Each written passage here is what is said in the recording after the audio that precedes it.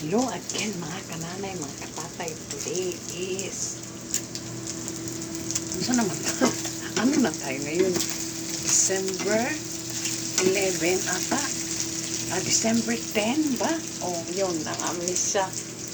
Wala na, pasensya na kayo. Pasensya na kayo ha. Andito na naman ako sa golden kusina ko. Ayan, is na lang ganito. Paano na tayo mag-diet nito? Ito po ay mix na ayan, spare ribs and chicken. Ayan, saka ka-tiktok ko, nasunog na. Patay na tayo dyan. Hinaan na natin. Na. Ayan. Pero mas masarap yung tuyo. Ayan. Nasunog na. Nag-tiktok kasi ako. Patay tayo dyan. Ay, naku. Ang sarap na. Ito lang lagi ang papakita ko. Pasensya na kayo mga kananay katatay. Kay alam nyo naman, pag makalabas ako kasi ngayon dito sa Japan, napakalamig na. Tapos baka sa next week, mag-yellow na naman dito. Tayo na tayo dyan, napakalamig. Kaya hindi ako makalabas.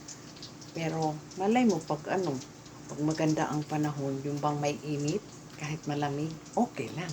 Diba? Ayan. Magluto na naman ang katulong sa mga hapon. Walang umaga hapon.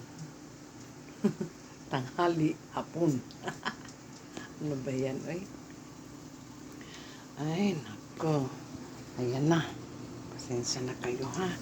Pasensya na kayo sa mukha kong malaki. Alam nga naman, palitin ko ito. Ay, ayan na. Sarap-sarap na ng spare rib. Tapos isasaw ako.